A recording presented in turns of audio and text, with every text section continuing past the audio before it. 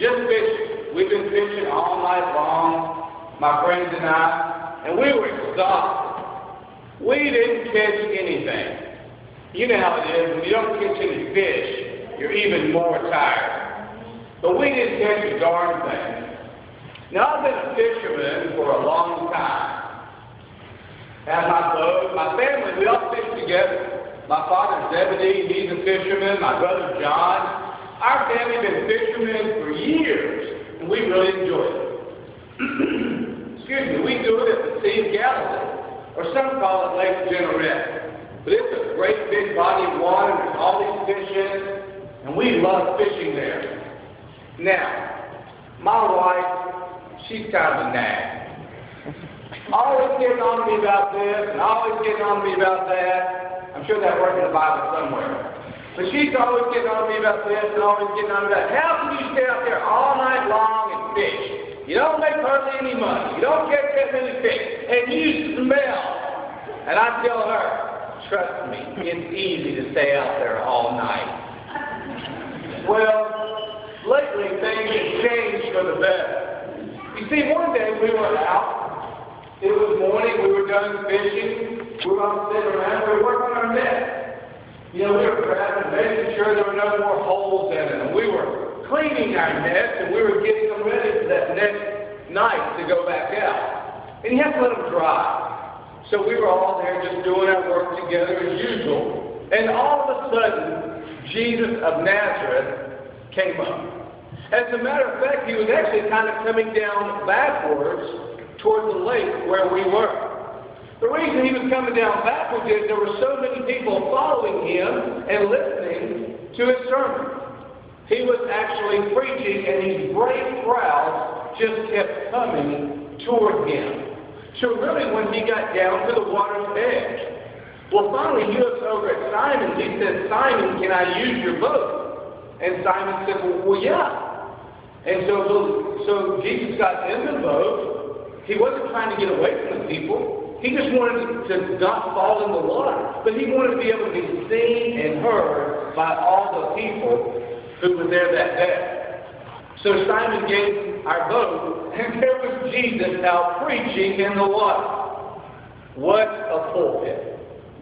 Like everybody else, I was just amazed at what he was saying. I just sat, stopped working, and started listening. I just couldn't believe what he was teaching about the love of God and forgiveness and grace. And not that old eye and eye for a tooth, but to forgive people and to love people and to turn the other cheek. I was just amazed, especially at the stories. Boy, could he tell a story. You know, as a Christian, we have a lot of time, and so we're always telling stories and swapping different things. But Jesus' stories were different. He called them parables, and they all taught something. Every one of his sermons, every one of his stories had some kind of meaning.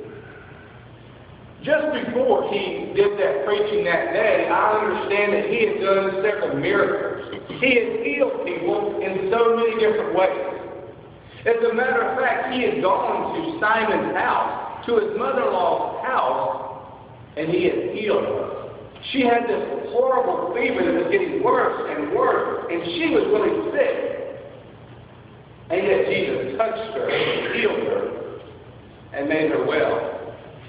So well, I understand that before they left, she actually served them. You would think they'd let her rest and recuperate just a little while. And yet I also heard that wasn't his only miracle that day. I understand he took a demon out of someone's body and sent it somewhere else. He cast out demons? How amazing. Well, everyone was amazed at him that day in his preaching. Even the old salty fishing buddies were really into the things that he was saying. But then after that, the crowd finally left. And then Jesus turns to Simon and says something really interesting. He says, Simon, I want you to get in your boat, and I want you all to go back out for a catch. Well, go back out and fish. We're tired. We've been working all night long. Everybody knows you don't catch fish during the day. The best time to fish around here is at night. Go back out. Then it's a hassle messing with these nets. Once they're dry, you don't want to get them back out. I even heard my brother John under his breath say, remember, Jesus is a carpenter, not a fisherman. Well, Simon listened to Jesus, of course, and Simon said, upon your request, Lord, I will let down my nets. What's interesting, we noticed, is Jesus didn't say, I want you boys to keep fishing. I want you to lay down your net for a catch. It's as if Jesus knew what was going to happen. And you wouldn't believe what happened next. They lowered those nets down into the water like they had done so many times before. And yet when they brought those nets up, here came the fish. Fish after fish after fish, and they were catching them like you can't imagine. The fish were almost jumping in the boat. It was so unbelievable that he had to call over to our boat. And he said, come with your boat. Help us with all these fish that we're getting. And we filled our boat. I thought we were going to drown. It was incredible. What would my wife think now? It was almost like a miracle. And yet I now know it was a miracle. You know, as a fisherman, I thought I had seen it all. I've been out there times and we didn't catch anything.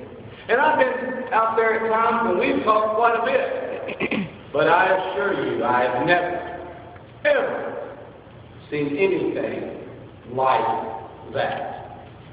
Simon was so moved, he jumped at the feet of Jesus and said, Lord, get away from me. I don't want to be near you because I'm a sinner. Aren't we all? But the Lord looked at Simon and said, Simon, do not be afraid. From now on, I will make you fishers of men. Fishers of men. Now I know what Jesus meant. But back then, I have to admit, I didn't have a clue. When Jesus said, don't be afraid, it kind of made me chuckle. Because I was thinking, we're fishermen. We understand fear. We know what it's like to be out fishing and have pirates and other people come by and want to steal our fish. And we have to protect our livelihood. We know what it's like being out there with blazing heat that you can't imagine. And we know what it's like to be out there when it's freezing cold. And don't even get me started on the storms that we get from time to time. Fear, we know all about it. We also knew to follow Jesus, it was going to be dangerous and a sacrifice.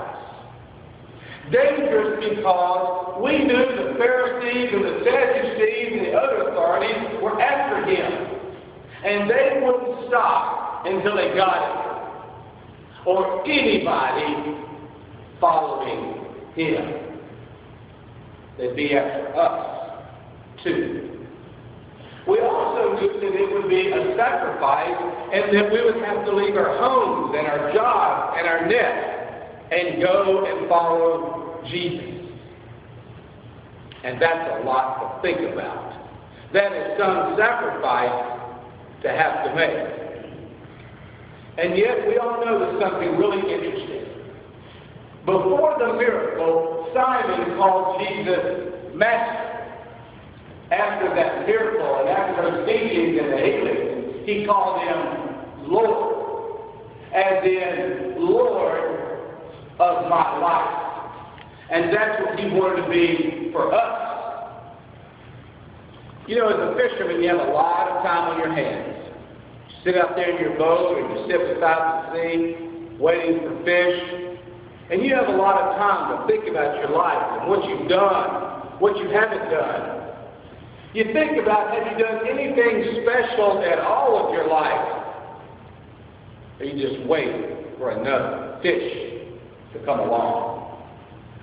Instead, we all got to thinking we can do something special for God. Not even just for ourselves, but for God, and we can help so many other people.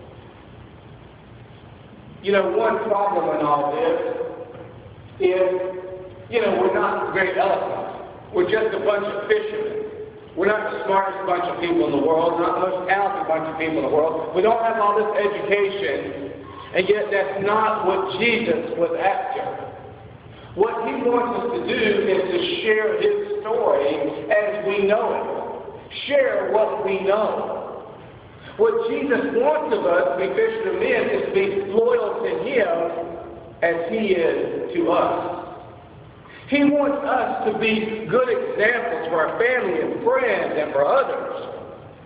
And once they see us as a bunch of fishermen being Christ-like, they might change as well, and they might have incredible amounts of hope, like we do. I don't know what the future holds, but I'm not afraid. I'm kind of like Simon when Jesus said to him, "Don't be afraid, for I am with you." I know that no matter where we go and no matter what we do, Jesus will be with us. That I know for sure. And I tell you one last thing that I think is kind of funny.